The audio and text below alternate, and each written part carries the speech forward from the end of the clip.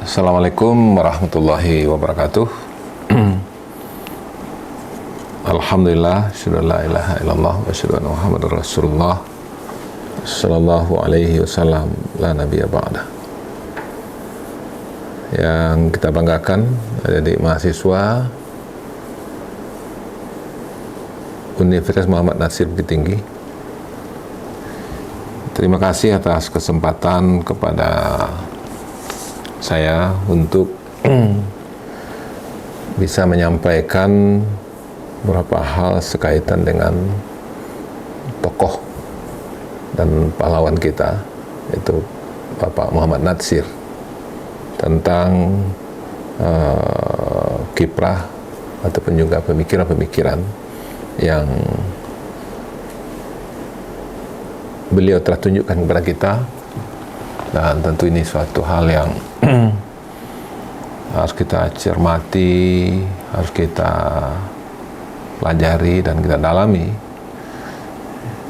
guna untuk menjadi semangat bagi kita di dalam menjalani kehidupan secara personal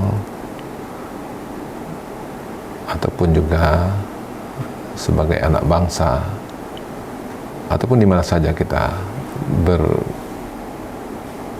dalam keseharian kita. Dan secara pribadi saya dengan beliau ada beberapa kali pertemuan. Di antaranya adalah ketika saya masih mahasiswa dulu, ketika Pak Natsir ke Padang, kita biasanya bertemu di Jalan Ayani, ya, dan kita mendapatkan nasihat-nasihat daripada beliau. Dan kemudian juga ketika saya pernah menghadiri acara di Jakarta, ya, waktu itu kalau tidak salah saya tahun 89, dan kita sempat bertandang ke Dewan Dakwah di Jakarta.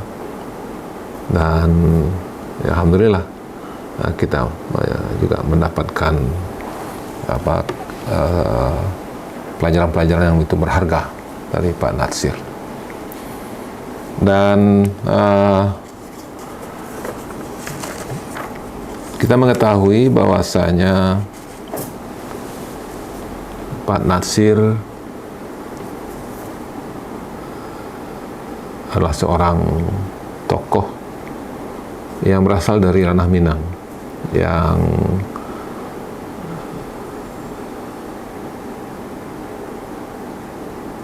memiliki kelebihan-kelebihan yang mesti kita teladani, ya. Dan sepengetahuan saya, Pak Natsir adalah Bapak NKRI. Kenapa? Karena memang ketika beliau menjabat Perdana Menteri tahun 50 ya, sampai tahun 51, maka beliau menyampaikan mosi integral Natsir, ya.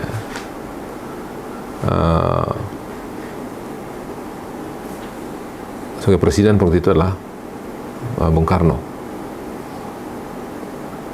Setelah konferensi meja bundar, kita diberikan RIS, Republik Indonesia Serikat. Dan kemudian pada tahun 50, ketika beliau menjabat sebagai Perdana Menteri, pada bulan April tahun 50, beliau mengusulkan yang disebut dengan mosi integral Natsir, yang isinya adalah bagaimana kita kembali kepada negara kesatuan Republik Indonesia. Alhamdulillah pada tanggal 17 Agustus tahun 50, Bung Karno menerima usulan itu, sehingga dinyatakanlah kita kembali kepada negara kesatuan Republik Indonesia. Jadi kalau boleh kita lihat Pak Nasir adalah Bapak NKRI. Karena pada tahun itulah melalui mosi integral yang beliau sampaikan, yang sebelumnya kita berada pada RIS dan kemudian diterima oleh Bung Karno menjadi negara kesatuan Republik Indonesia. Jadi NKRI itu adalah pada masa Pak Nasir. Nah, maka itu ini suatu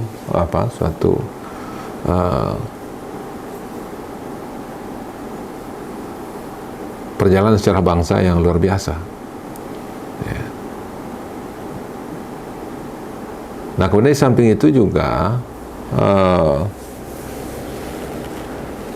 secara politik, ya, juga beliau adalah salah seorang tokoh masyumi, ya, yang sebelumnya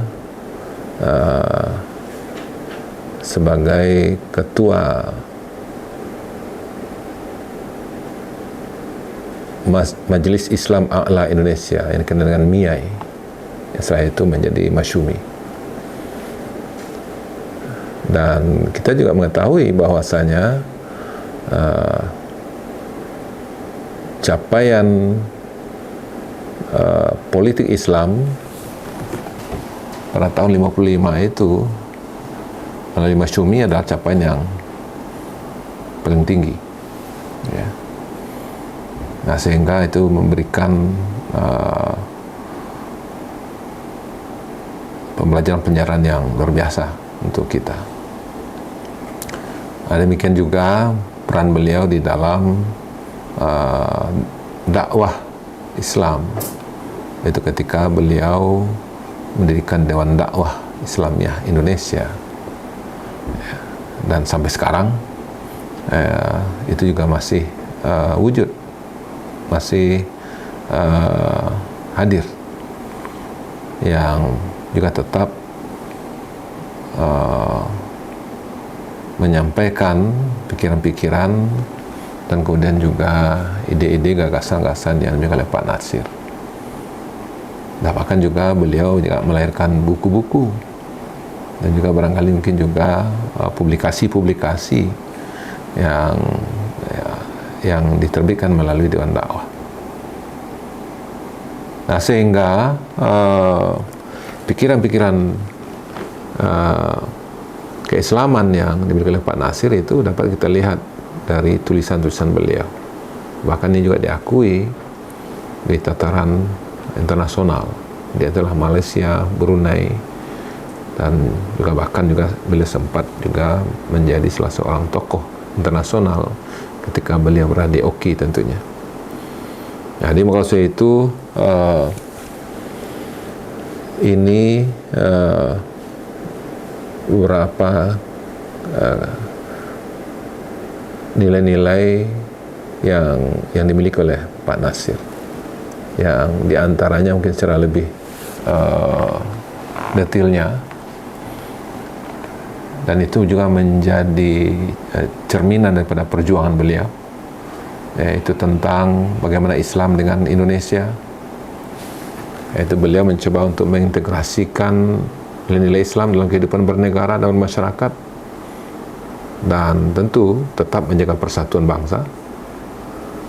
Kemudian juga nilai-nilai persatuan nasional yang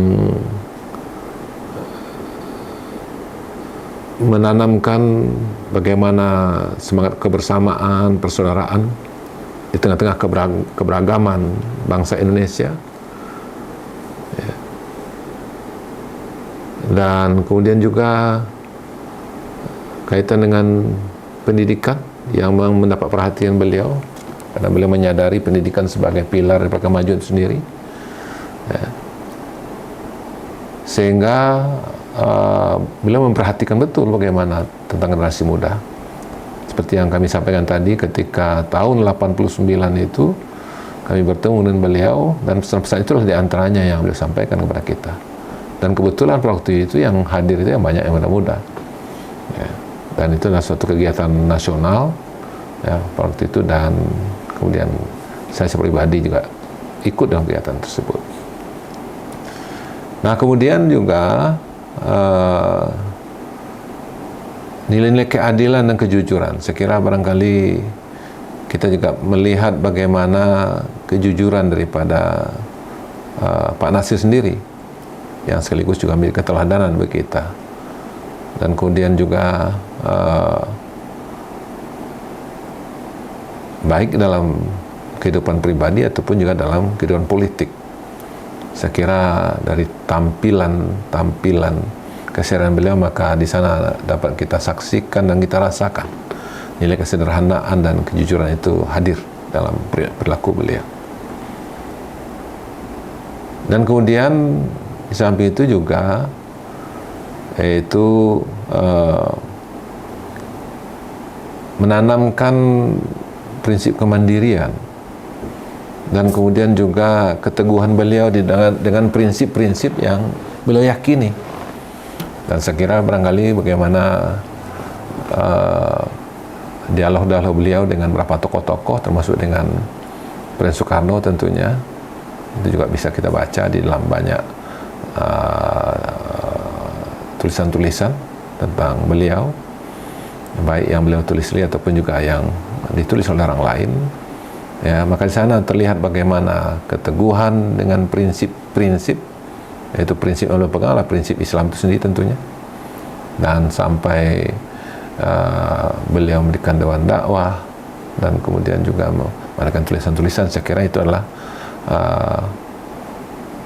nilai-nilai yang diperjuangkan oleh Pak Nasir dalam kehidupan beliau. Dan nama kausa itu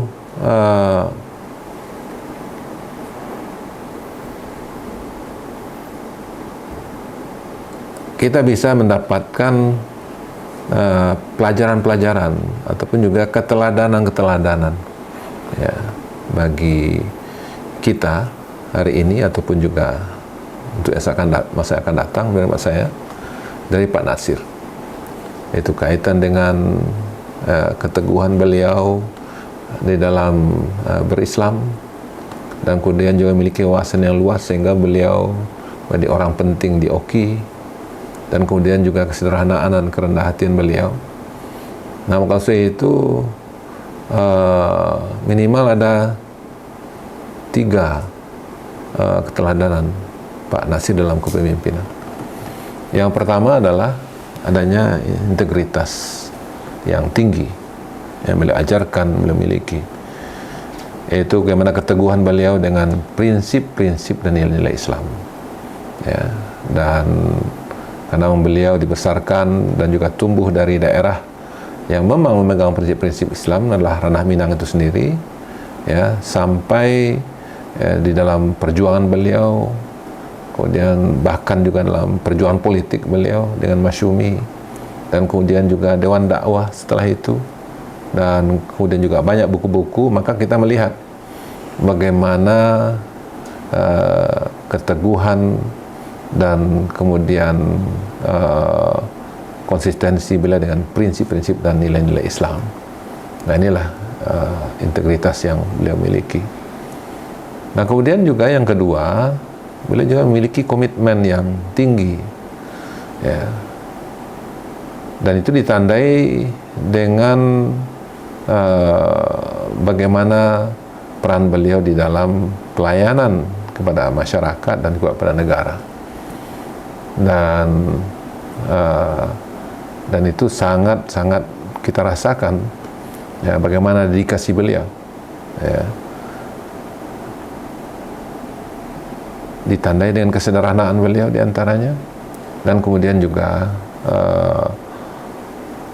sampai munculnya Mosi Integral Nasir. Saya kira itu suatu hal yang luar biasa, bagaimana beliau melihat, memandang rakyat dan pun juga Indonesia, ya, dan kemudian sehingga beliau mengusulkan kepada Presiden Soekarno yaitu untuk kembali kepada NKRI itu.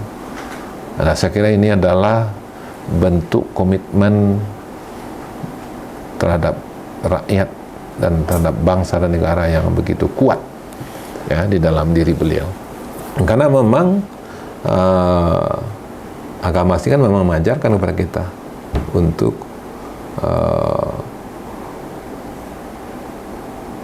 bagaimana kita berbuat, beramal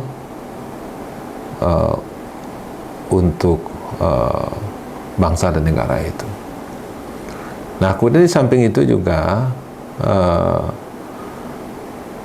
di dalam kepemimpinan banyak keteladanan yang ada dalam diri beliau, dan itu juga diakui oleh banyak pemimpin setelah beliau, dan juga sampai sekarang. Ya, kita melihat beberapa pelajaran-pelajaran dari beliau itu juga semangat bagi pemimpin-pemimpin di dunia internasional, ya, di Malaysia, kemudian juga di Indonesia sendiri, ataupun juga di beberapa tokoh-tokoh yang beliau berinteraksi, sehingga itu menjadi buah bibir daripada tokoh-tokoh tersebut. Dan sampai sekarang pun juga tulisan-tulisan yang beliau tulis, ya, melalui karya-karya beliau juga menjadi pegangan. Ya, seperti di Malaysia itu banyak pikiran-pikiran Pak Nasir yang memang juga tetap menjadi panutan, menjadi kajian-kajian di perguruan tinggi. Ini menunjukkan kepada kita bahwasanya keteladanan yang ada pada Pak Nasir membuat kita juga layak untuk kita tiru dan kita teladan untuk saat sekarang ini. Nah, secara lebih rinci, ya, secara lebih detail, keteladanan Pak Nasir itu dapat dilihat dari kata kesederhanaan beliau, seperti yang kami sampaikan pada awal. Meskipun beliau memiliki jabatan yang tinggi, akan tetapi ketawadukan dan keikhlasan terlihat daripada kesederhanaan beliau dalam kesehariannya. Demikian juga kaitan dengan integritas moral, dan kita kira beliau sangat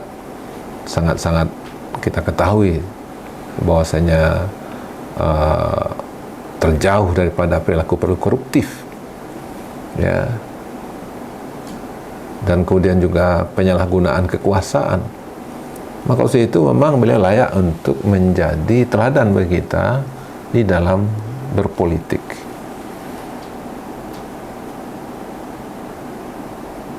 Nah, kemudian juga kepedulian beliau terhadap pendidikan, ya, bagaimana beliau mendedikasikan hidup dan membangun lembaga pendidikan dan kemudian menyebarkan nilai-nilai keilmuan lembaga tersebut.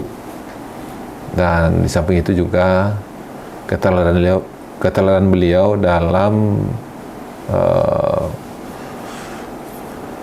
pemikiran-pemikiran yang jauh ke depan, visioner. Itu hal itu dapat dilihat dari kehidupan demokrasi, bagaimana dialog antara Pak Nasir beberapa tokoh-tokoh termasuk dengan Presiden Soekarno, dan kemudian juga upaya-upaya untuk memberikan perhatian kepada generasi muda dan juga pembangunan SDM yang itu menjadi perhatian beliau, dan sampai sekarang itu juga sangat relevan dengan kehidupan kita dewasa ini ataupun juga untuk masa akan datang. Nah, kemudian di samping itu juga pengabdian beliau yang tanpa pamrih tentunya. Yaitu beliau selalu mengutamakan kepentingan bangsa, agama, dan kepentingan pribadi dan golongan. Dan beliau hadir, ya, untuk semua anak bangsa. Dan juga beliau bisa diterima oleh tokoh-tokoh, baik yang dalam negeri, luar negeri, kemudian juga dari tokoh lintas agama, ya, dan kemudian juga dari tokoh-tokoh internasional. Itu juga menunjukkan kepada kita bahwasanya bagaimana keteladanan beliau di dalam kesederhanaan dan kemudian juga perilaku yang tanpa pamrih itu. Dan maka itu wajar kiranya pada tahun 2008 beliau mendapatkan penghargaan sebagai pahlawan nasional oleh pemerintah Republik Indonesia. Dan kemudian juga wajar kiranya di mana-mana daerah ya, maka perlu digunakan nama beliau sebagai penghormatan ya, untuk beliau. Dan kemudian juga bagaimana bantuan-bantuan beliau kepada rumah-rumah ibadah, masjid-masjid yang ada di Indonesia ketika beliau menjadi ketua Dewan Dakwah dan berada di Dewan Dakwah. Dan kemudian juga bagaimana juga penghargaan yang diberikan oleh dunia internasional, khususnya Timur Tengah kepada beliau, ya, dan itu ditandai dengan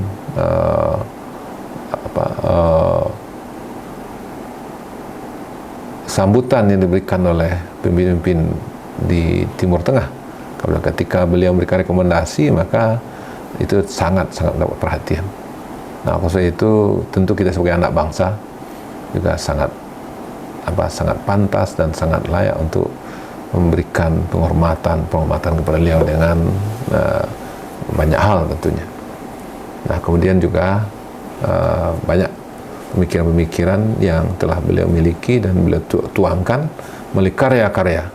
Nah, untuk itu ada dalam buku-buku, kemudian juga dalam pidato yang tentu juga menjadi suatu warisan yang berharga yang kita harapkan ini terus menjadi inspirasi bagi kita, terus menjadi bagian yang kita dalami, kita diskusikan, sehingga kita akan mendapatkan butiran-butiran pelajaran-pelajaran yang begitu banyak dan begitu mendalam untuk kehidupan kita, untuk generasi muda, kemudian untuk umat, untuk bangsa di masa-masa mendatang. Nah, kemudian juga yang lebih monumental ya, itu semenjak 1 Agustus tahun 1968 ya, di rumah beliau diadakan pertemuan, yaitu bagaimana gagasan untuk mendirikan ya, rumah sakit Islam di Bukit Tinggi. Nah, beliau langsung yang memimpinnya. Ini juga membuktikan kepada kita ya, bagaimana perhatian kepada masyarakat, kepada rakyat ya, sehingga menghadirkan rumah sakit Islam di Bukit Tinggi. Ya, ini menunjukkan kepada kita begitu konsennya beliau ya, dalam rangka untuk memberikan perhatian kepada umat. Nah, sehingga pada Oktober 1969 maka hadirlah Balai Kesehatan Ibnu Sina yang merupakan cikal bakal dari Rumah Sakit Islam Ibnu Sina yang pertama kali beroperasi dengan menggunakan rumah Dr. Muhammad Yusuf dan keluarga Dr. Muhammad Jamil di Bukit Tinggi. Ya, Balai Kesehatan ini langsung diresmikan oleh Bapak Muhammad Hatta sebagai Proklamator Republik Indonesia. Ini suatu hal yang suatu gagasan luar biasa ya, dan kemudian betapa panjangnya jangkauan yang beliau miliki dalam rangka untuk tetap memberikan kontribusi kepada umat ya, kepada bangsa, kepada negara ya. Dan sampai sekarang ya, alhamdulillah rumah sakit Yarsi sudah berkembang di banyak daerah, bahkan di Jakarta dan kemudian juga banyak provinsi-provinsi yang lain. Dan alhamdulillah dalam peresmian tersebut Bapak Muhammad Hatta menyampaikan pesan agar konsep mendirikan rumah sakit Islam dapat berkembang di seluruh Indonesia. Beliau menekankan kewajiban umat Islam untuk menjaga kesehatan umat manusia dan mendorong masyarakat Sumatera untuk memelihara dan mengembangkan Balai Kesehatan Ibnu Sina agar dapat melayani lebih banyak orang dan juga tersebar di banyak tempat. Alhamdulillah ya, seperti kita katakan tadi ya, maka di Sumatera Barat sudah berdiri Universitas Muhammad Natsir yang juga merupakan bagian daripada dan kemudian juga pada saat yang sama juga ada Yarsi, dan kemudian juga di Sumatera juga berdiri di banyak daerah, di Pasaman ya, kemudian juga di Padang Panjang, kemudian Padang sendiri, Bukit Tinggi, dan kemudian juga di provinsi-provinsi lainnya.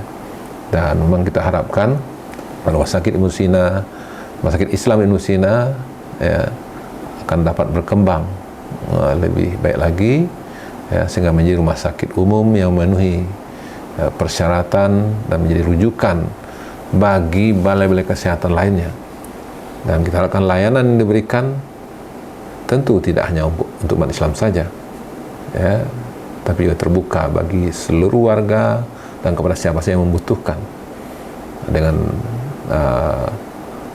melakukan pendekatan di samping pengobatan secara medis, kemudian juga dengan pendekatan-pendekatan spiritual ya, dengan sentuhan-sentuhan aspek rohaninya.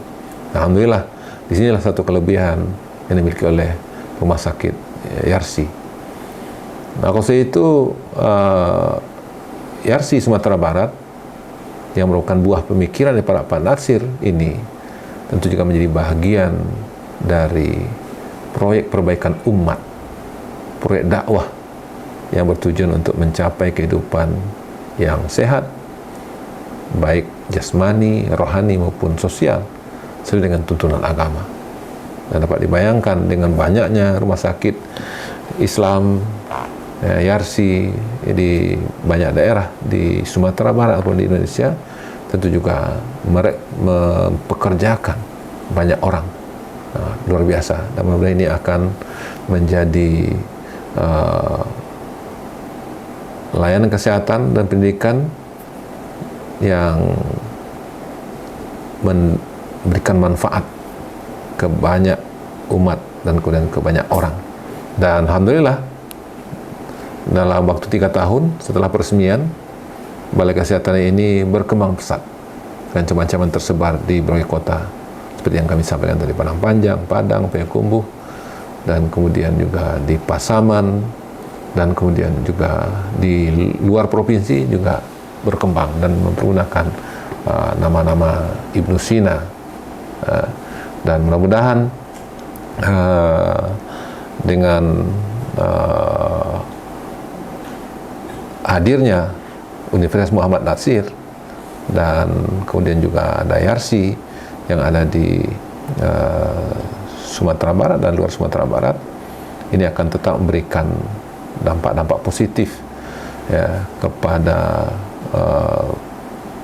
pengembangan umat, dan kemudian juga meningkatkan kualitas umat, dan pada akhirnya tentu akan memberikan kontribusi yang lebih baik untuk bangsa, negara, dan agama tentunya. Dan sehingga tentu dengan keberadaan Universitas Muhammad Natsir dan kemudian juga beberapa hasil karya-karya dari Pak Natsir tersebut, ini akan menjadi bagian dalam rangka untuk mewujudkan Indonesia Emas pada tahun 2045 nantinya. Dan tentu kita di Sumatera Barat secara khusus kita sangat berbangga dengan kehadiran Pak Natsir, dan memang sewajarnya Pak Natsir harus mendapat tempat bukan hanya di ranah Minang Sumatera Barat, tapi juga secara nasional dan bahkan juga secara internasional. Kenapa? Karena dari karya-karya beliau, dari buah pikiran beliau, dari kiprah-kiprah yang telah beliau hadirkan. Mudah-mudahan melalui Universitas Muhammad Natsir yang ada di Bukit Tinggi ini ke depan akan menghadirkan Natsir-Natsir selanjutnya yang akan melanjutkan perjuangan Pak Natsir sebelumnya, yang tetap memberikan kontribusi terbaik untuk bangsa, negara, dan agama. Mudah-mudahan kepada Dinda, para mahasiswa semuanya, Allah akan berikan kemudahan kepada kita untuk mentransformasikan keteladanan Pak Natsir dalam kehidupan sehari-hari kita, dan mudah-mudahan kedepannya juga akan hadir Perdana Menteri ya, yang akan pemimpin-pemimpin yang akan memberikan kontribusi terbaik untuk bangsa negara ini. Selamat dan sukses selalu untuk Universitas Muhammad Nasir, para mahasiswanya, para dosen-dosennya, dan juga kepada seluruh pihak yang hadir pada hari ini. Demikian, terima kasih. Mohon maaf terlebih terkurang. Assalamualaikum warahmatullahi wabarakatuh.